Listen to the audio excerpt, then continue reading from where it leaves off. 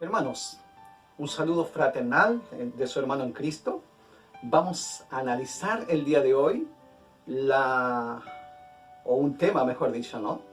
Que lleva como título la angustia de Jacob.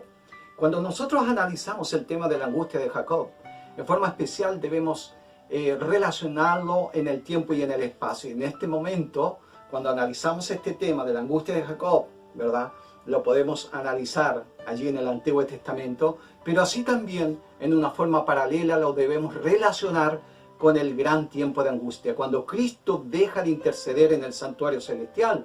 Entonces hay un momento especial el cual, ¿no es cierto?, el pueblo de Dios habrá de pasar. Este momento especial de refinamiento, de pulimiento en la vida cristiana, en lo que se refiere a su carácter, habrá de hacerse en este periodo, ¿no es cierto?, tan difícil y tan complejo para la humanidad.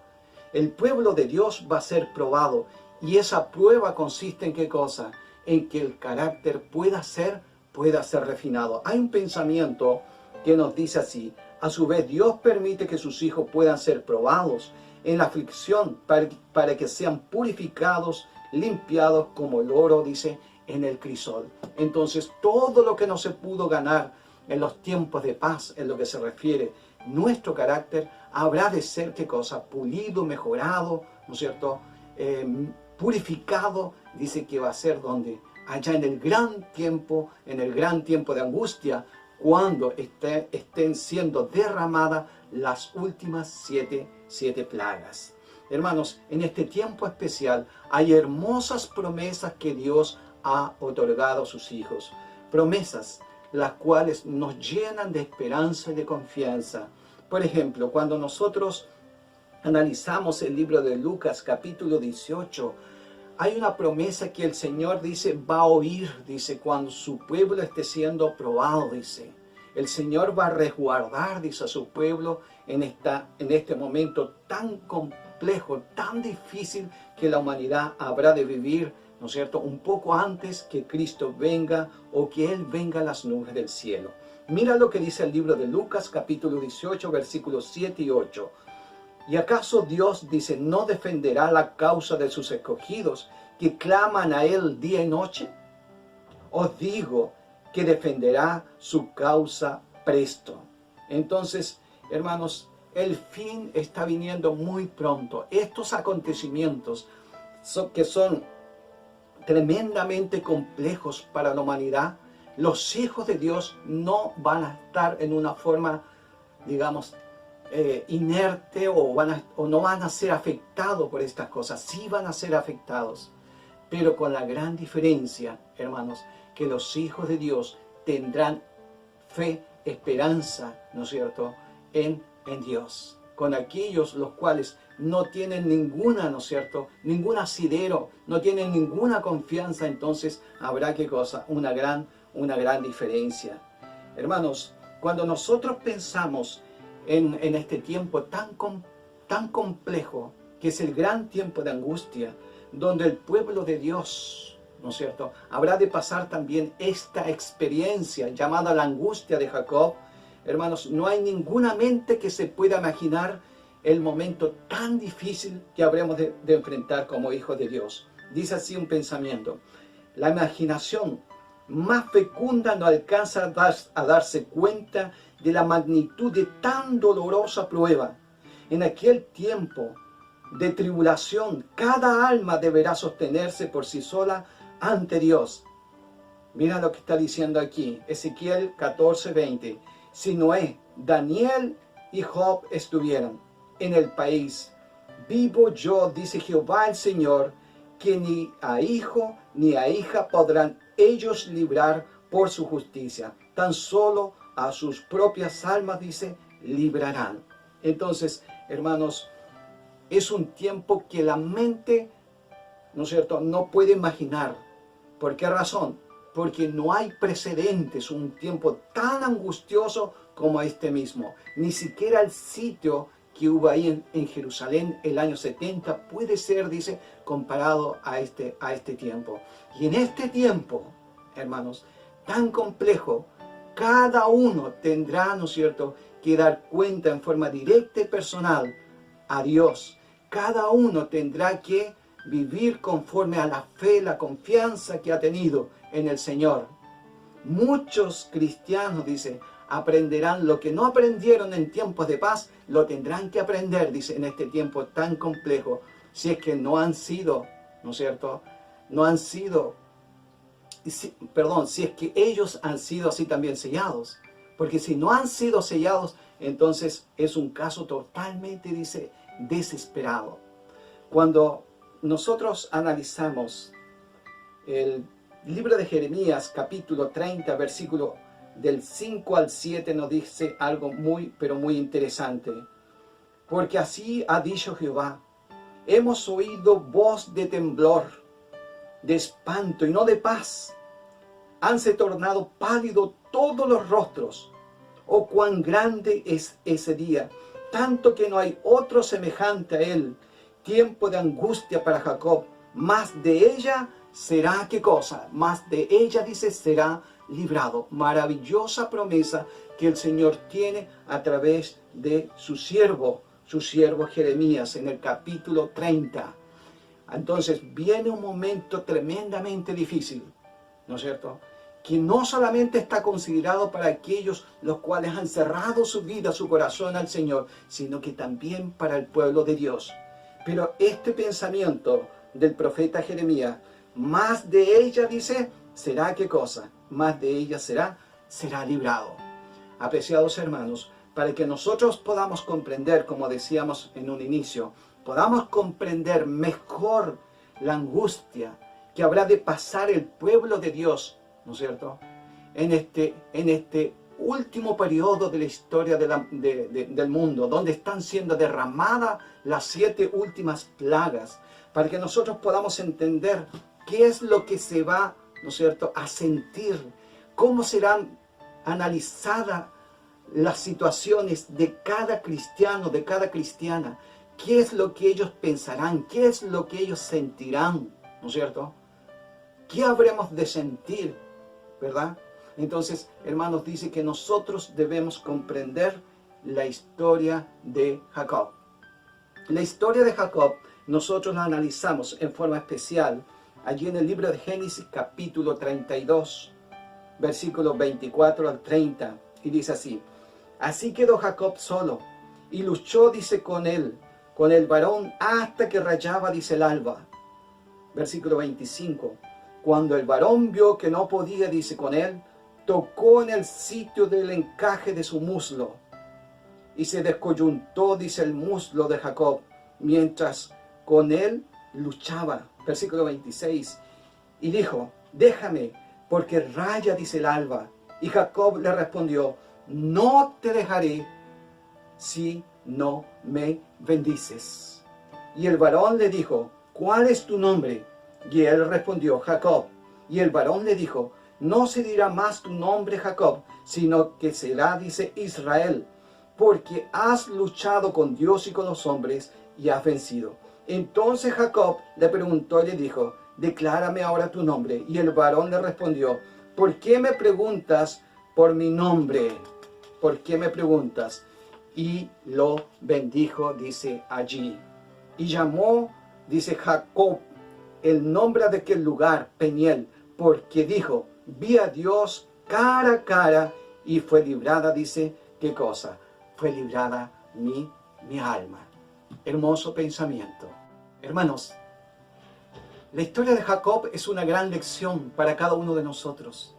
Cuando vemos el pecado de Jacob, no vemos que haya sido poca cosa. ¿Por qué razón?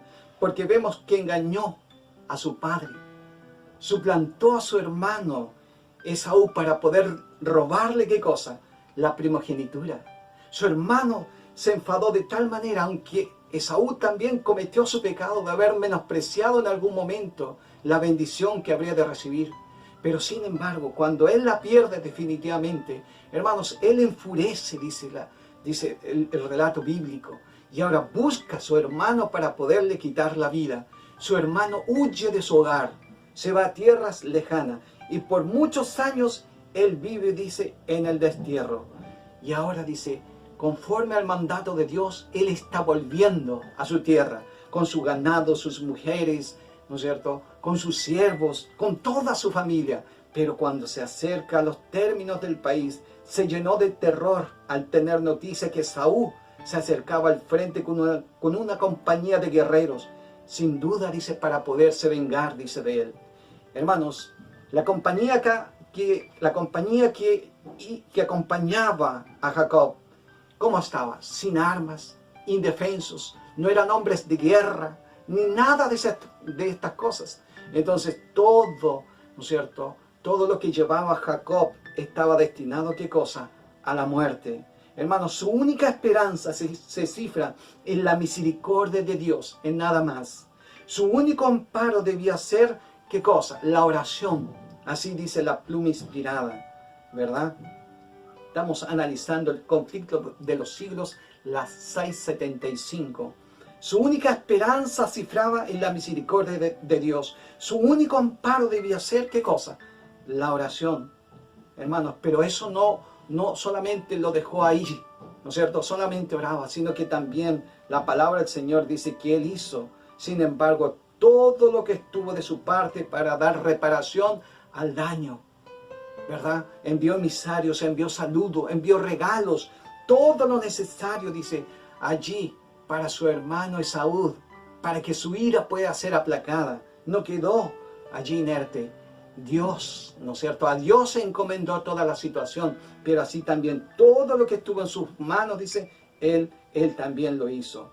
Hermanos, así debieran ser los discípulos de Cristo, dice, al acercarse el tiempo de angustia, procurar que el mundo los conozca bien, a fin de desarmar los prejuicios y evitar los peligros que amenazan la libertad, dice, de conciencia. Entonces tenemos una gran lección también en esto, hermanos. Hermanos, dice que después que él, ¿no es cierto?, organizó su familia, organizó sus siervos, su ganado, dice, se despidió y se apartó. ¿Para qué cosa? Dice, ¿para huir? No. Dice, para poderse encontrar, dice, con Dios en una oración. Confiesa su pecado y reconoce su condición de hombre pecador. Agradeció la bondad de Dios, dice, para con él. Él salió sin nada y ahora volvía, dice, poderoso. Hermanos, con muchos siervos, ganados, hijos. Allí dice, confiesa su pecado y reconoce, ¿no es cierto?, su condición espiritual.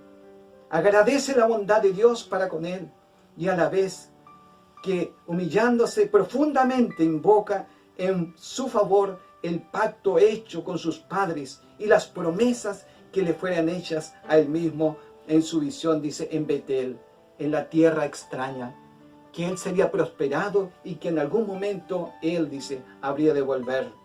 Hermanos, llegó la hora crítica de su vida. Todo está en peligro.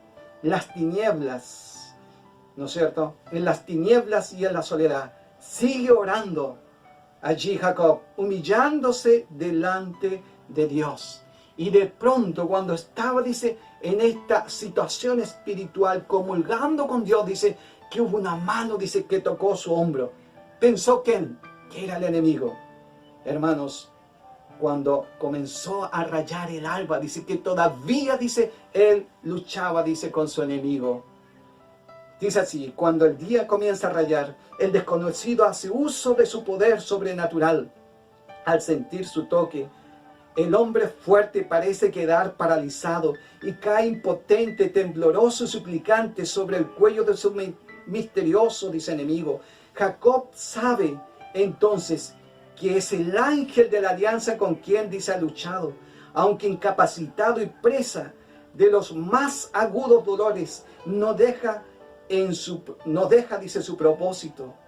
Durante mucho tiempo ha sufrido perplejidades, remordimientos y angustia a causa de su pecado. Ahora debe obtener la seguridad de que ha sido perdonado. El visitante celestial parece estar, dice, pronto a marcharse, pero Jacob se aferra a él y le pide su bendición. El ángel está diciendo, suéltame, suéltame, dice, porque raya el alba. Pero el patriarca exclamó, no te soltaré si tú no me bendices. Yo te voy a soltar hasta el momento, ¿no es cierto?, después que tú me hayas, ¿qué cosa?, me hayas bendecido. Hermanos, qué confianza, qué firmeza, qué perseverancia hay en el siervo Jacob para que pueda alcanzar, ¿no es cierto?, la seguridad y el perdón de parte de Dios. La palabra del Señor dice, si estas palabras hubieran tenido orgullo, presunción, dice, él hubiera caído muerto. Pero ¿qué es lo que motivaba esta petición tan especial, estas oraciones tan especiales? Hermanos, dice que lo motivaba un corazón que entendía su flaqueza, un corazón que entendía su indignidad delante de Dios. Pero así también era un corazón, hermanos, que confiaba en la misericordia de Dios, que confiaba en las promesas que Dios hace en relación a un corazón, ¿qué cosa? Contrito, un corazón arrepentido por todo lo que ha hecho, mediante la humillación, el arrepentimiento y la sumisión. Aquí el mortal pecador y sujeto al error prevaleció sobre la majestad, dice, del cielo, se aferró tembloroso a la promesa de Dios, y el amor infinito no lo pudo rechazar la súplica, dice, de este pecador. No pudo, dice, rechazar la súplica de ¿quién? De Jacob. Y para que pueda quedar, dice, en el tiempo grabado, dice, ahora dice, incluso también su nombre fue cambiado. No será más tu nombre como Jacob, tu nombre será Israel. Hermanos, qué interesante es poder comprender que dice la palabra del Señor que Satanás acusaba a Jacob de su pecado y lo reclamaba como que era suyo, ¿ya? Sin embargo, Jacob se había aferrado, dice, de Dios, ¿no es cierto?, lleno de esperanza, confesando sus debilidades, sus flaquezas y confesando su indignidad, pero así también confiando en el amor y la misericordia de Dios, un Dios que cumple, ¿qué cosa? Que cumple, dice, su pacto. Hermanos, Jacob dice que casi fue empujado a la desesperación, ¿no es cierto? Fue empujado a la desesperación, pero sabía que sin la ayuda de Dios habría de perecer. Qué tremendo es la experiencia de este hombre. Casi fue llevado a la desesperación, a la locura, pero él dice, él pudo entender de que si había una esperanza, esa esperanza, dice, la tenía en Dios, en el gran Yahvé, en el gran Dios que usted y yo, con la gracia del cielo, también servimos. Satanás acusa a Jacob y lo reclama como suyo. Y así también dice que en el último tiempo, dice, acusará, dice, a los hijos de Dios de todos los pecados cometidos y los va a reclamar como suyos. Hermanos, la pluma inspirada dice, si pudiese echarlos, ¿no es cierto?, o si pudiese hacerlos desaparecer de la tierra, su triunfo sería completo. Satanás ve que los santos ángeles están protegiendo a los hijos de Dios, a estos profesos cristianos, ¿verdad? Hermanos, y él dice que deduce, ¿verdad?, que en algún momento él o ella han sido sellados, pero no tiene la seguridad. Por lo tanto, en esa inseguridad, dice, sigue su trabajo de tentación. Vamos a leerlo. Ve que los ángeles protegen a los que guardan los mandamientos e infiere o deduce que sus pecados le han sido perdonados, pero no sabe que la suerte de cada uno de ellos ha sido resuelta en el santuario celestial. De algo así tiene un perfecto conocimiento. ¿Sabe de qué cosa es? De todos los pecados en forma exacta, ¿no es cierto?, que ha hecho cometer a cada hijo y a cada hija de Dios. Eso lo tiene él muy claro. Tiene conocimiento exacto de los pecados que les ha hecho cometer y los presenta ante Dios con la mayor exageración y asegurando que sea esa gente, ¿no es cierto?, asegurando que esa gente es tan merecedora como él, ¿no es cierto?, de ser excluida del favor, dice, de Dios. Declara que en justicia el Señor no puede perdonar los pecados de ellos y destruirle a Él mismo, y destruirle al mismo tiempo a Él y también a sus ángeles. No puede. La visión que Él tiene, ¿no es cierto?, es que si perdona los pecados de ellos, los cuales Él llevó a cometer, si les perdona a ellos y les perdona la vida, no podría quitarle la vida a Él ni tampoco a sus ángeles. Los reclama como presa suya y pide que les sean entregados, dice, para su destrucción. Qué terrible entonces es esta condición o esta situación. Hermanos, mientras Satanás acusa al pueblo de Dios, haciendo hincapié en todos sus pecados, el Señor permite que el pueblo de Dios pueda ser probado, dice, hasta lo extremo. ¿En qué cosa? En la confianza que pueda tener en Él, en la fe que puedan tener en Dios, en la firmeza, ¿verdad? Y bajo esta situación dice que el Señor permitirá que puedan ser probados rigurosamente. El recuerdo de su pasado hará decaer sus esperanzas, pues es poco el bien que pueden ver en toda su vida. Reconocen plenamente su debilidad, su indignidad. Satanás trata, dice, de aterrorizarlos con la idea de que su caso es un caso desesperado y que sus manchas nunca jamás, dice, podrán ser, dice, limpiadas, borradas. Apreciados hermanos, aunque los hijos de Dios se ven rodeados por los enemigos, ¿no es cierto?, que tratan de poderlos destruir. Pero interesante, hermanos, el pensamiento de que su mayor preocupación no radica en poder perder la vida. Mira lo que dice. Lo que temen es no haberse arrepentido de cada pecado y que debido a alguna falta por ellos cometida no puedan ver realizada en ellos la promesa del Salvador. Yo también te guardaré de la hora de prueba que ha de venir sobre todo el mundo. Apocalipsis capítulo 3, versículo 10. Entonces la gran preocupación de los hijos de Dios no está en poder resguardar su vida, sino que si algún pecado no ha sido confesado, ese pecado, dice, será ¿qué cosa? Será su ruina, porque no permitirá que las promesas de Dios puedan ser cumplidas, dice, en ellos. Si pudiesen tener la seguridad del perdón, no retrocederían ante las torturas ni la muerte. Pero si fuesen reconocidos indignos de perdón y hubiesen de perder la vida a causa de sus propios defectos de carácter, entonces el santo nombre de Dios sería vituperado. Qué interesante también es este pensamiento. Hermanos, si había un pecado el cual no había sido confesado, entonces esto los llevaría a que no recibirían, dice qué cosa, el perdón de Dios o el cuidado de Dios. No podría ejercerse la promesa, ¿no es cierto?, que está en el libro de Apocalipsis capítulo 3, versículo 10. Pero no solamente eso, dice este pensamiento, sino que también, ¿qué cosa pasaría? Que el nombre de Cristo habría de ser, ¿qué cosa? Vituperado. Claro que sí. Hermanos, el mundo mira a los hijos de Dios.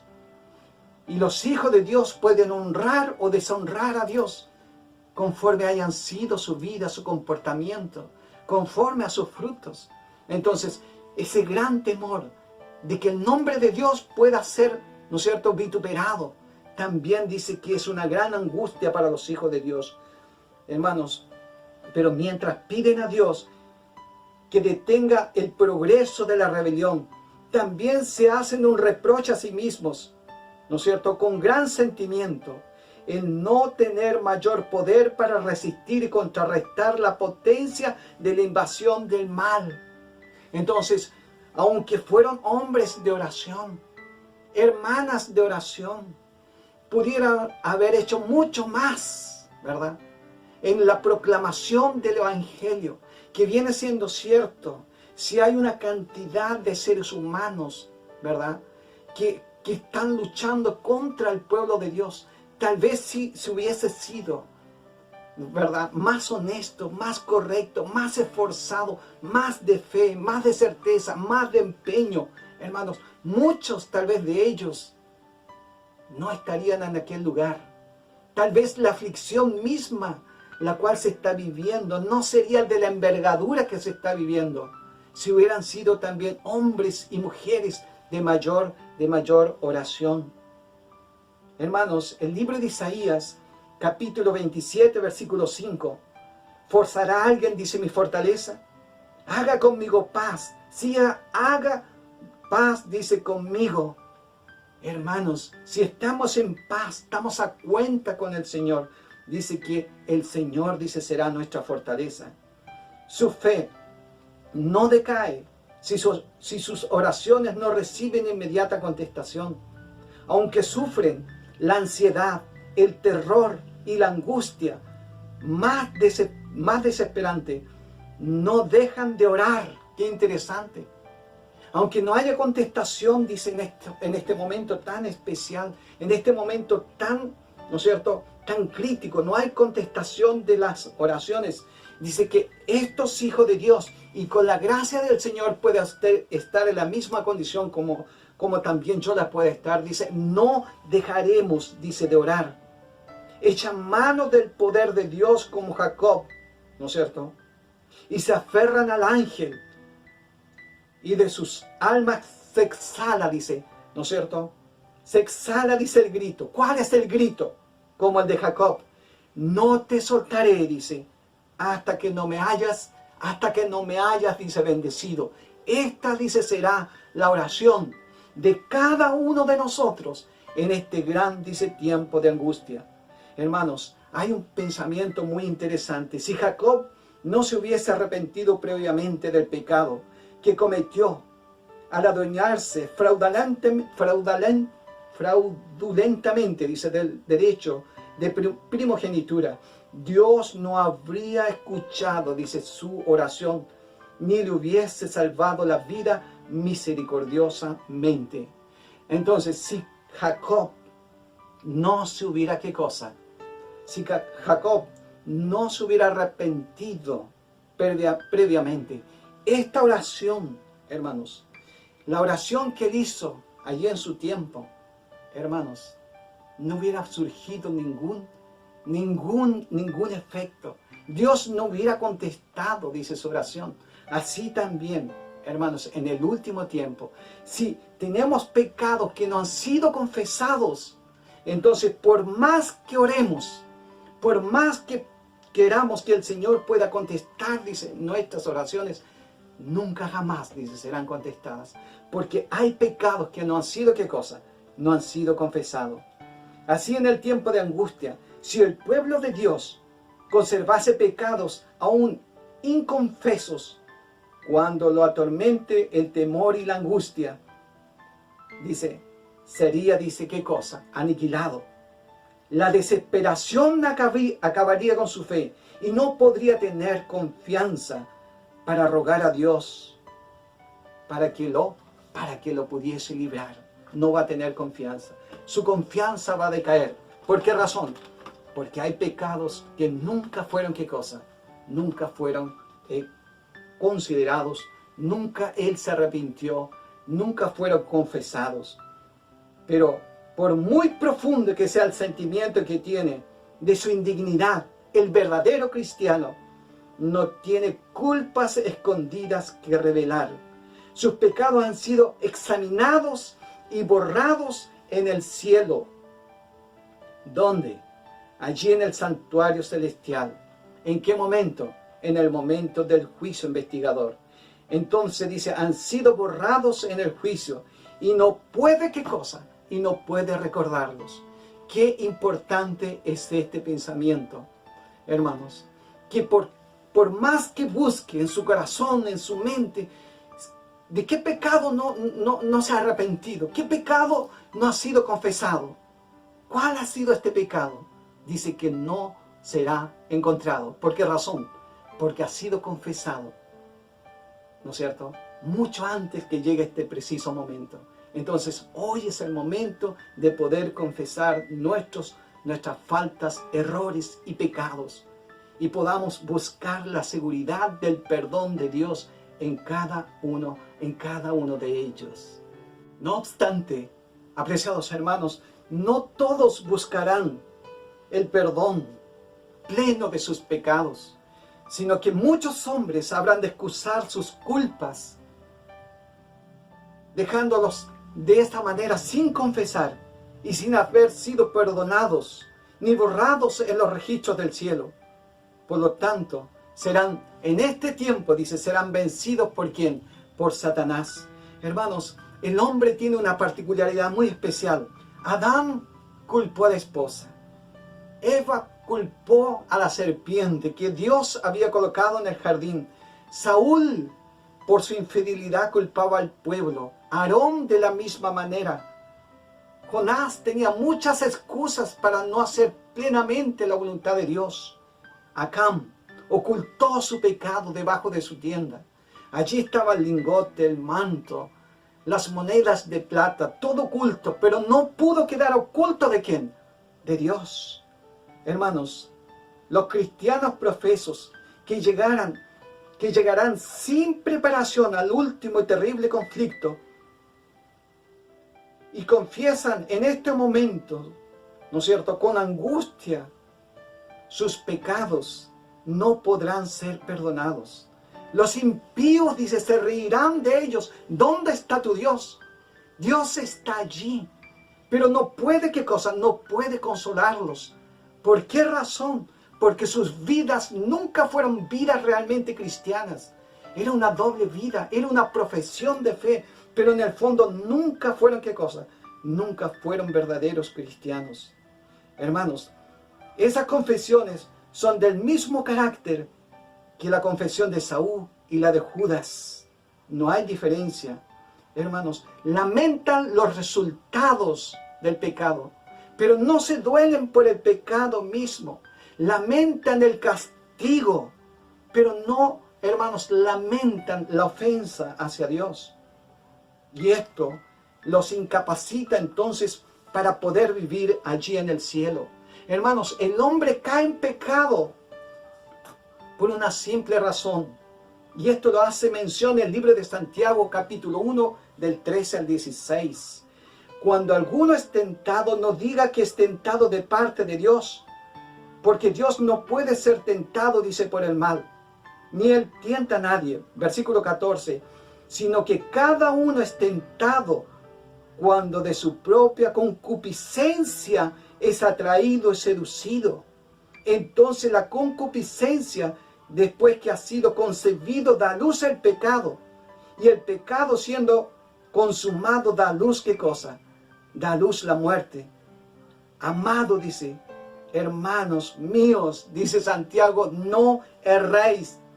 El hombre entonces cae, dice, por su propia concupiscencia, cede a la tentación. Y al ceder a la tentación cae en pecado. Y cuando cae en pecado, acarrea la muerte, dice, para sí.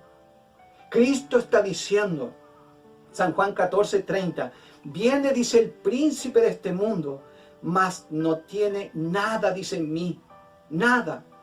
Satanás no pudo encontrar ningún asidero, nada, dice, donde pudiese, ¿qué cosa? Hacer, digamos, decaer la vida moral de Jesús. No pudo. Hermanos, Cristo guardó los mandamientos de su Padre y no hubo en él ningún pecado que Satanás pudiese sacar, dice, ventaja.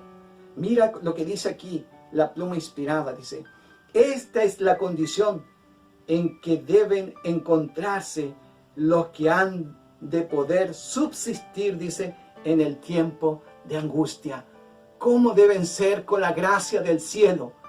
¿Cómo debemos ser con la gracia del cielo? Debemos ser perfectos, hermanos. Debemos vivir una vida totalmente entregada, dependiente de Dios. Que podamos entender, hermanos, que sin Dios, usted y yo no somos nada.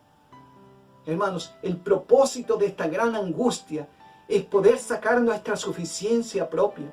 Que podamos entender que cada paso solamente lo podemos dar Gracias a Dios, que si queremos mantenernos bien espiritualmente, debemos estar de la mano de Dios. Esta es la razón de esta gran prueba en este último tiempo. Es en esta vida, hermanos, donde debemos separarnos del pecado por la fe, dice, en la sangre expiatoria de nuestro Señor y Salvador Jesucristo. Nuestro amado Salvador nos invita a que nos unamos, dice a Él, y que unamos nuestra flaqueza con su fortaleza, nuestra ignorancia con su sabiduría, y nuestra indignidad, dice, con sus méritos. Entonces, dice, es el momento de podernos preparar para este gran acontecimiento. Hermanos, cuando este tiempo llegue, aunque nuestros enemigos, dice, nos lancen o nos arrojen a la cárcel, las paredes de los calabozos no van a poder interceder o interceptar, mejor dicho, la comunicación entre sus almas y Cristo, entre nuestras almas y Cristo Jesús. No van a poder, ¿qué cosa? Interceptar las oraciones, la fe, la confianza. Aunque estemos en la cárcel, apreciados hermanos, no va a ser. Porque la fe, la confianza, la certeza es mucho más poderoso que todo lo que puedan hacer los hombres de aquel entonces. Aquel que conoce todas sus debilidades, que ve todas sus pruebas, está por encima de todos los poderes de la tierra. Acudirán, dice, ángeles a las celdas solitarias, trayendo luz, paz del cielo, trayendo esperanza. La prisión en esta forma, dice, se volverá un palacio. Así está escrito. Pues allí moran los que tienen mucha fe. Los que no tienen fe están afuera. Se han rebelado contra el Evangelio. Se han rebelado contra la verdad. Y ahora ellos mismos dicen que persiguen a los hijos de Dios. No, la prisión se volverá un palacio. Porque ¿quiénes están allí? Los hijos de Dios, los hombres de fe. Pues allí moran, dice, los que tienen mucha fe. Y los lobregos muros serán alumbrados con la luz celestial. Como cuando Pablo y Silas oraron, dice, y alabaron a Dios a medianoche en el calabozo en Filipos. Apreciados hermanos, en este último tiempo, el Señor nos invita a poder hacer ¿qué cosa? Un acercamiento especial con Él, una entrega total de nuestra vida a Él.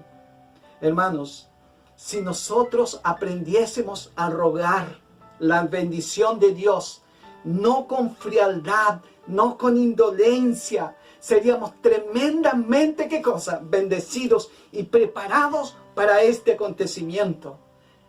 Querido hermano, querida hermana, que podamos decir como Jacob, vi a Dios cara a cara y fue librada mi alma. Qué tremendo y qué hermoso.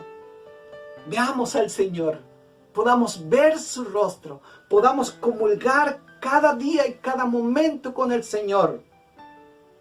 Vi a Dios cara a cara y fue librada, ¿qué cosa? Mi alma, de acuerdo al libro de Génesis 32:30. Hermanos, serían considerados como príncipes en el cielo, con poder para prevalecer con Dios y también con los hombres. Apreciado hermano, apreciada hermana, con la gracia del cielo tenemos las herramientas para poder prevalecer con el cielo y así también con los hombres. Hermanos, seamos hombres los cuales podamos entregar nuestra vida y nuestro corazón realmente al Señor. Que podamos ser de oración, que podamos confesar nuestros pecados y no estarlos confesando a última hora. Que nuestros pecados puedan ser declarados tal como son. No disfrazarlos, no justificarlos. Porque quien hace de esta manera, dice, en el último tiempo, dice, estará totalmente desamparado. Sus oraciones serán terribles y los hombres harán burla de él, de ella o de ellos. ¿Por qué razón?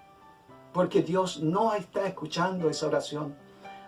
Querido hermano, que esa no sea tu experiencia, que no sea mi experiencia, que podamos llegar a este tiempo plenamente preparados, hombres convertidos, hermanas convertidas plenamente al Señor, dejando de lado todo aquello que obstruye una vida santificada. Hermanos, habremos de pasar este tiempo, pero que lo podamos pasar en la confianza del Hijo de Dios. Que el Señor le bendiga y nos bendiga en el dulce nombre de Jesús. Amén.